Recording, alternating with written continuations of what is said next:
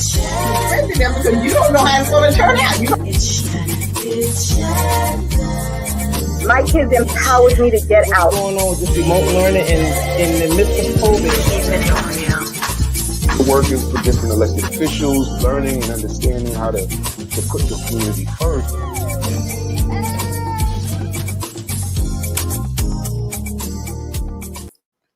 Hello and welcome to Keeping It Real with Shannon. I am so excited to see everyone. I'm so excited to be back. As you know, we was on hiatus for a while. Everything was just going haywire. I was crazy, getting sick. My granddaughter got in an accident. Everything was just happening. So we had to take a break for a while. But we are just so excited to be back for the new year, 2022 coming in. We got a lot of hot topics to talk about tonight. But I'm still coming back. Well, before I get to that, I want to make sure I introduce my co-host tonight, Dr. Vanessa DeDanzi. And we have Jacqueline Renard Rivera joining us, co-hosting with us tonight. Hello, ladies. Hello, and welcome back. I'm so happy. Yes, we're excited to be back. Yes. New year and new topics. New year, yes, new beginning. New topics. But I came back on a kind of a sad note because I lost my editor. We have been together for close to 15 years, Dominic Joseph, and he passed away, a couple of weeks ago. And, he was like my family. So I'm just heartbreaking about it. But, we still praying for his family. Yes, we're praying for his family, because you don't have to be blood to be family. And he was just Absolutely. Like my family and everything. Amen to that. Yeah. So just keep the family in prayer and, hopefully we'll continue on. But getting back to today's hot topics, and we got a new mayor, Eric Adams, coming in to be the mayor of New York. I don't know why this crazy city, but hey, we are glad to have him as mayor. And right now, there's so much stuff going on, with the gun violence. There's too much going on. So, what do you think our new mayor should concentrate on with the gun violence to try to get it, down some? What do you think? Crime, gun violence. Yeah, right. Crime, gun violence, getting those police out there on patrol. There's a lot of people that's in the office. There's one thing they can be out there, put more cops on patrol. As the time go on, the classes for the police. Recruits are getting smaller and smaller, so you got to get the people to sit in those positions outside. It appeared that anti-crime was working good. It was working, getting guns off the street. That's something I think that they would reiterate and get that back started. I know some people complain they don't want anti-crime and it's only specific in certain communities and they racially profiling. But you know what? It is what it is. As crime is high in your community, that's where it needs to be. Mm-hmm. But the thing about it is, like with the crime that's going on in the subway, like what is the MTA policemen doing? This because it seems like every time something happens in the subway, they're nowhere around to be found. Nowhere to be found, and then they're all bunched up in different areas. I had an experience today. I had an experience this morning going to work. And there was a gentleman on the train, and he was touching on women in the specific car. He actually hit one of the women on the car.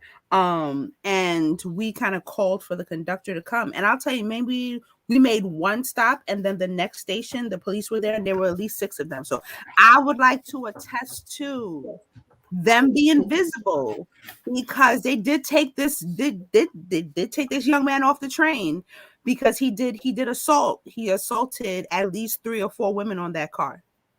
Right, because you had called it in. But what I'm saying, to prevent some of this stuff, that the MTA transit policeman should also be present, visible, walking the subway platform, just like the regular police officers should. So this way people see that they're on the platform.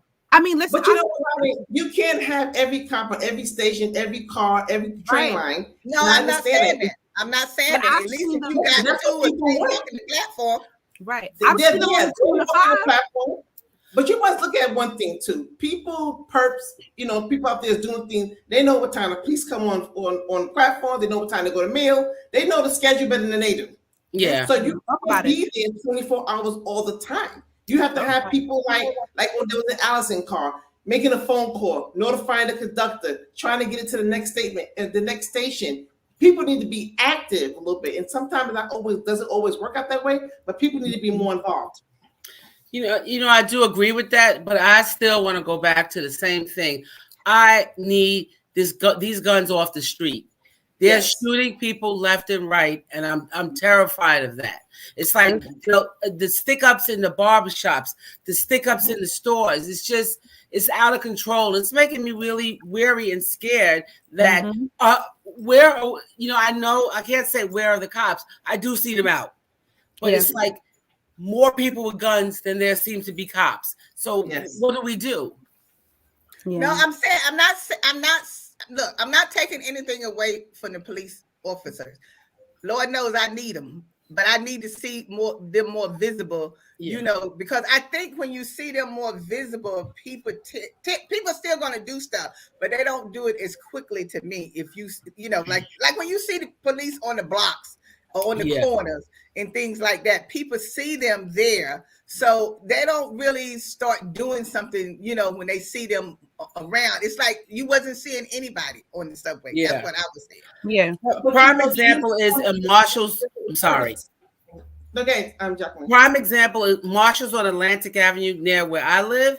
That Marshall's gets robbed on a regular basis. And since there's a policy in Marshall's where they don't want to touch the person, so people just walk out with stuff, like shopping carts full of stuff. They seem to, now they have police officers that stay down when you come down the elevator, but they know the time frame when the NYPD is going to be there, so they're not there. As soon as they have a break or meal or whatever. But it shouldn't be a time frame. There shouldn't be no time frame where people can figure that out. No, but you can't have visibility in every locale and without the city. Cops have to get on a respond to a particular post at a certain time. They have a meal. They may have an emergency or something else going on that they need to assist. These are the things that they watch for. They look and see what time they come out, what time they go to meal. Right. You can't be visible every. You are absolutely right. But marshals can also pay for security themselves. They can pay for their own armed guards. That's what I don't understand. They can. Well, most of the stores they do have security. No, they can pay for their armed guards. That's it. Listen, I'm telling you right now, if I work for marshals and somebody's stealing, I'm not killing myself for $15 an hour. Exactly. I was in a Marshall's while it was happening, and she said, "We see them. This was the security. We see them, but we can't touch them because if we get injured." Then I said, "Y'all need to have an armed man in here." I guarantee you. There you go. Well, then what's the purpose of you having security in the store for it? Then somebody start stealing and carrying on in the store. Marshall's is making so much money. They can. That's a, what do you call that loss? That's a. It's an insurance. It's covered by insurance. But you know what? If you so then what's going to happen is so we just going to continue in the wild west. If the police is not going to do anything, if the security in the store is not going to do anything, then there's no purpose of having security in the store. It's the wild west. I'm gonna say right now. But you know what? Stores can invest in pay detail, which are uniformed police officers at the store. They don't want to pay the money. They don't. It's cheaper. It's cheaper not to. Exactly. But I'm more worried. No, see, now I'm more worried. Okay, we're gonna come out the subway, but what I'm saying is I'm also worried about these people that just come down the street, go in the store, and just decide they're gonna shoot whoever's in the store. I mean, this is like ridiculous with the one that just come in there with the Burger King young lady. Exactly. You still gonna shoot her. Then the other one that came in the deli, he's shooting the lady and her dog. Like, what is wrong with you? Because for the most part, I'm like myself. If someone pulled a gun on me, I will give up my possessions for my life. I think of my family, and that's what you're going to give it up. But then the carelessness of these criminals now shooting anyway. I don't know, because they. Well, you know, it wasn't like many years ago when you go someplace, you do a crime, you got a mask on, got gloves on, everybody's incognito, being camouflaged. Now they kill you have, and they kill you don't have enough. So where do we start? And if you do, like that. Well, one thing, you know what?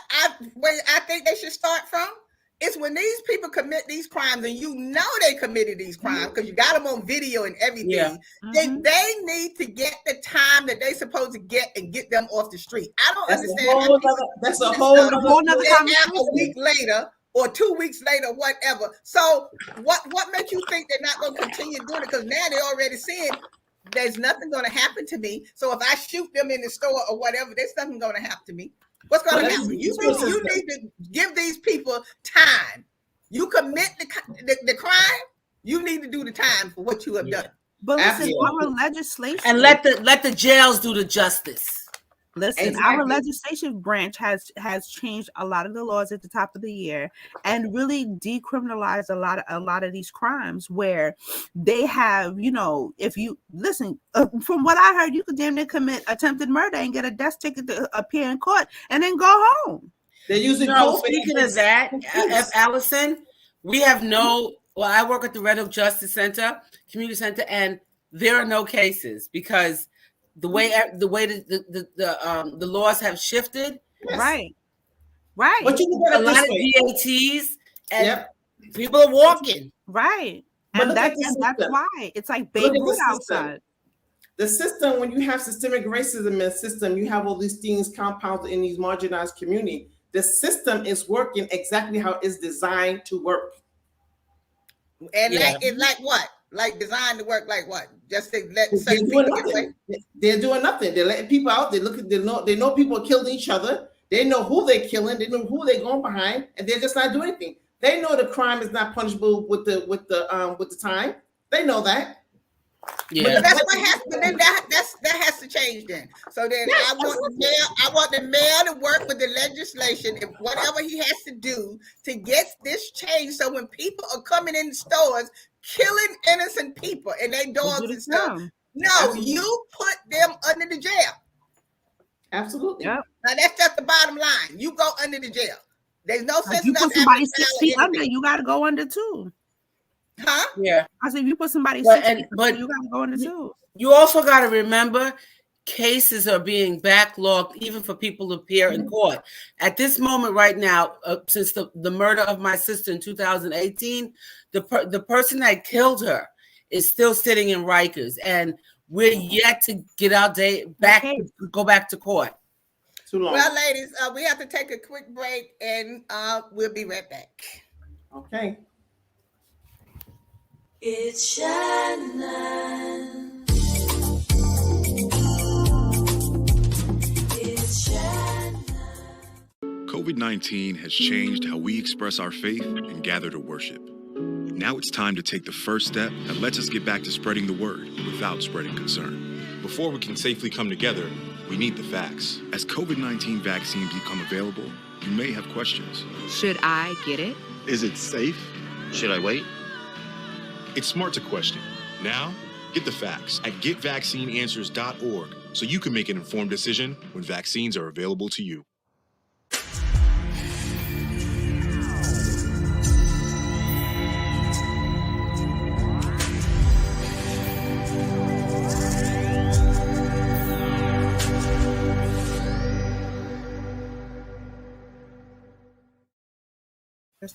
Hi, welcome back. Thank you for joining us this evening. We're so excited to be back. You know, we just get crazy when we start talking about these hot topics and stuff. There's a lot going on. But the mayor has his hand full, and his next full agenda is this COVID-19. So with the kids in school, and now they want to go back full-time remote. Some people want the full-time remote. Some want the hybrid, where the kids come so many days a week and then they do remote so many days a week. Yeah. Now, personally, I think they should stay in school.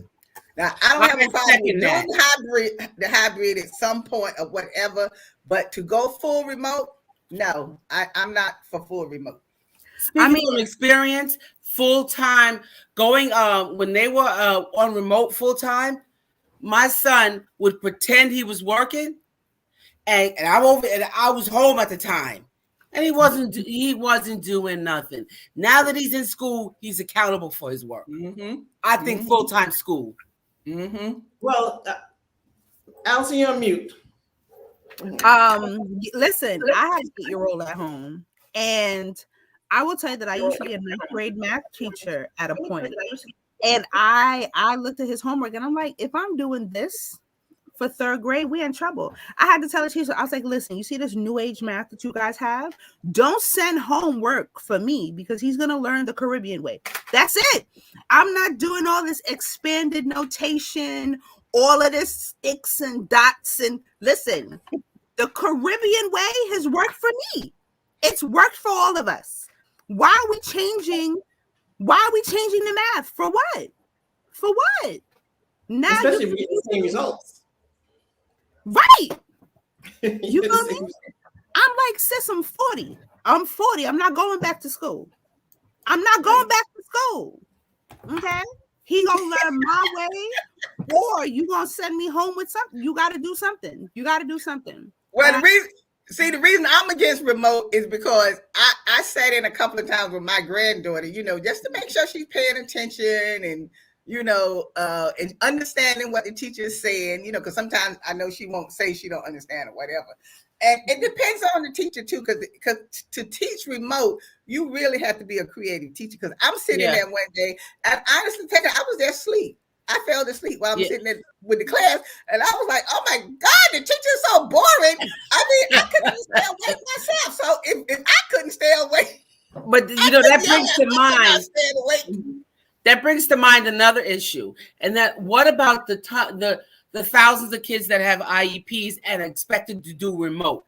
It just doesn't translate. My son has an IEP, and he can't stay on task. So you give a laptop to a kid that knows that they can put a game up at the same time. Exactly. That's giving them a two-way pass. But even to add to that, Jackie, what about the parents who have IEPs and can't teach their kids or follow through what they're doing? And that's right, because I don't care what anybody says. I went to school. I did everything I do. But today's standards, I had an IEP. I had a speech issue and I could not focus. So that's like IEP teaching the IEP. No, He needs to be in the class because you're telling me something and I'm like, yeah, I got it. And I don't got it. And I can't help him. Right. But these are some of the challenges. And then you have the problem with remote school learning is that some of the kids use school as an outlet to get out of the abuse that they have at home. So exactly. And also now I find that, to me, a lot of kids are not going to school claiming they're sick. Yeah, we have a big problem. The percentage rate of kids that there's 70% of kids are in school. Yeah, and you telling me all of these New York City kids are sick? They just deciding not to go. As long as my son is healthy and fine and wears his K95 mask, you get out, buddy. Exactly. Yeah, I say they're better off in school. To me, they're better off in school. Like I said, I don't have a problem with the hybrid if it has to come to that where they go 3 days a week and 2 but remote, let me tell you something. Not no straight remote again. Even from the most learned parent, and I had my son sit in a desk, and I sat right behind him with my regular desk. He still managed to be slick with me. So get him into school. But what about that remote stuff? The reason I'm against the remote stuff is I'm telling you, I was talking to some of the teachers, and let me tell you, the stuff that they said was going on with that remote, particularly with the high school kids coming on the screen with no clothes on, and yes, you know what I'm saying? It was coming on the screen with no clothes on or not showing their face. Or hiding out. But here's the thing, but for the high school students, my neighbor has a niece that was in high school, and I remember her being in my place and she was on remote, and one of her teachers didn't realize that his mic was on and he was having like a highly inappropriate conversation, and she's here giggling. I'm like, what are you giggling about? Oh, Mr. So-and-so is on and he doesn't know, and they're like in the chat like, oh my God, we can hear you, I ended up having to call the school and telling them, you need to call him now and tell him to either turn his mic off, or this is not the appropriate time for him to have a conversation. It's not the All appropriate these time. Students are hearing about his date what him and his date did. I what was just he about to got ask you, what was dressed. the conversation? Okay. It wasn't even. But that's it's not for even kids the high to hear. school kids. It's not even the high school kids you doing know, stuff like it's that. everybody. A Zoom Breeze has in seen third this. grade, Zoom and got the little everybody. boy was doing it in comments. He was writing to the other little girls in the class in the comment section, talking to her now while the class is supposed to be going on and stuff. But what See, about that's the why I what say about no. the little girl? But what about the little girl they took in a room and had her doing sexual, inappropriate behavior? That was still on the camera. That would be, and that's how they was. Yeah, they got the police to that house. This Yeah, that was happened the while they news. was on boat. Yes. Yeah, I mean, not recently, but during the pandemic and COVID, when they had remote learning, yeah, they had.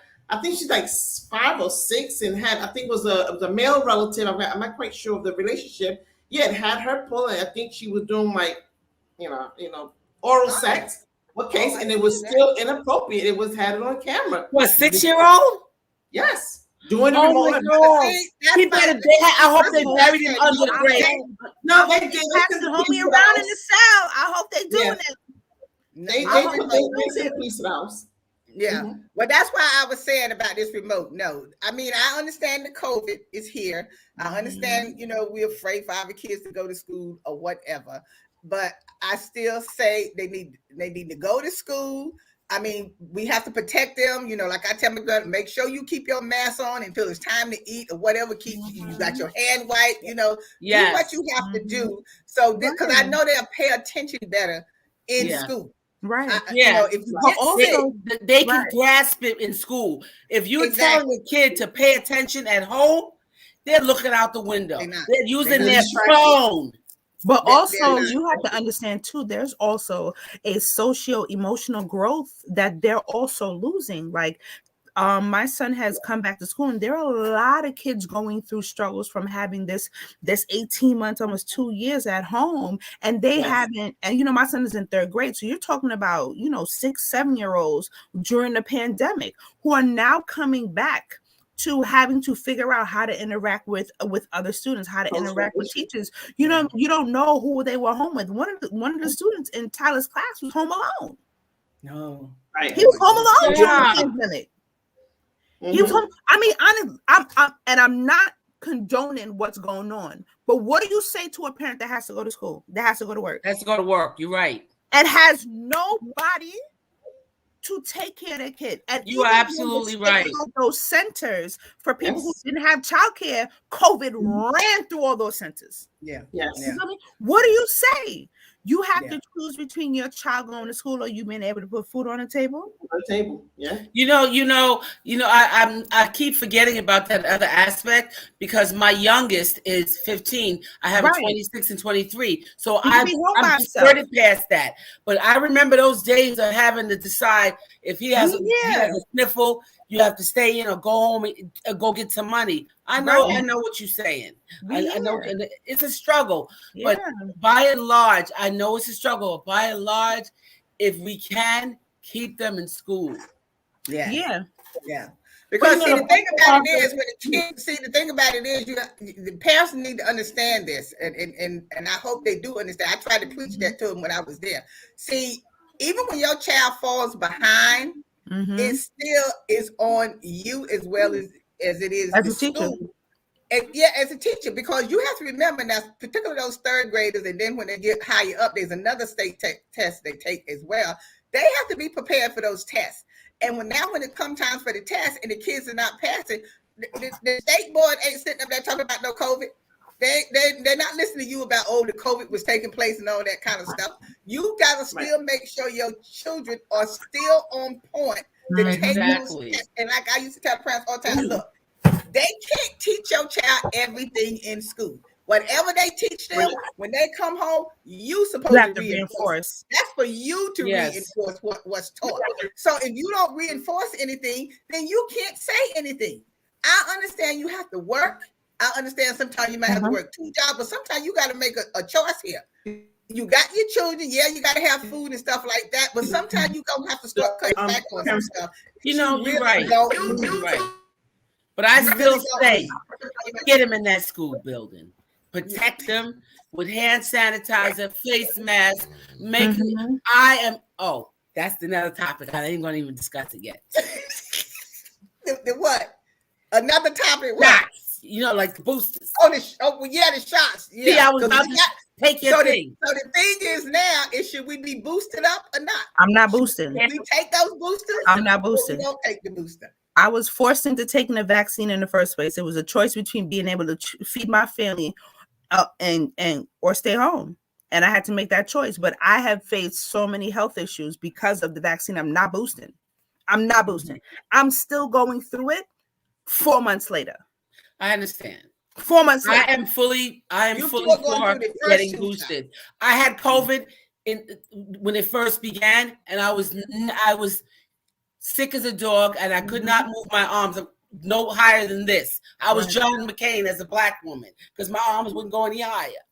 But I have not been sick, and I'm grateful because I have underlying conditions, and I'm 100% for. But that's me. I respect everybody, but I just believe getting a vaccine is a fighting chance because people don't want to experience COVID how it was.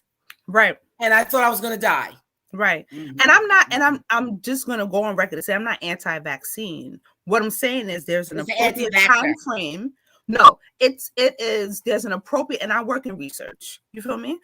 There's an appropriate time frame that things need to be done. You feel me? So all of these, what they call acceptable side effects, are things that these white men who are creating these mandates will never have to go through. Yeah. Will never have to go through. So it's acceptable for them because they're not dealing with the issues. Yeah. You feel me? They're not dealing with the issues, and women's health as a whole has always been last bottom in the barrel. Last bottom in the barrel. Yes. So I still go through when I tell people, oh, this is what I'm going through. This is what me and my doctor have been trying to get me over this hump. They're like, oh, you sure that's not in your mind? No, Allison, you are right. You sure that's not in your mind? So when I go through what I've been going through, I'm like, no, these are biological and physical changes. I'm a woman of science, so I'm just telling you that right now. These are biological and physical changes. That's why I say that's why I say we have to go each to its own, and whether you want to take the booster or not. I mean, I took my other 2 shots. I'm supposed to go to take the booster. I guess I'm going to take it. I'll know when I get there whether I change my mind or not and turn around and walk out or not. So, but I mean, right now I'm going to do it because I think it's the best thing for me. But I don't say for anybody else to do it because I say if you don't want to do it, then don't do it. That's how I look at it. My 2 older children, they are 26 and 23. They're not vaccinated at all. My 15-year-old is vaccinated because he was going into the public school system again. Right. But I can't tell an adult what they should or shouldn't do. I know I did what I had to do. Right. Yeah. Like my son, that's why I say that's how we have to leave it. That people make that decision whether they want to take the vaccine or not. And if you don't take it, just protect yourself. Make sure you have your mask on. Make sure you wrapped up. Make sure you use your hand sanitizer. Even if you got vaccinated, you got to do the same thing. Allison, I hope you feel better, and I hope your conditions subsides. Exactly. Because I know how you feel. I had side effects for months. Yeah. We've been going through this since October. Well, yes. Well, look, ladies, thank you so much for coming on. And I'm just so excited. We're all excited to be back. So we want to thank all our guests for joining us tonight and hope you will continue to join us every Tuesday at 8 o'clock. So we want to say Happy New Year to you. And God continue to bless you for the year. Let's pray for our mayor. Let's pray for our chancellor that things will be all right. And let's pray for our kids that they can stay in school, learn, and get the education that we know they need. So thank you again for joining us. And as always, we'll see you next time. I love that. Yes. Today's show is sponsored by Abu's Bakery. If you have a sweet tooth, stop by Abu's Bakery for some delicious cakes and pies. It's Shannon. It's Shannon. It's Shannon. It's Shannon. It's Shannon.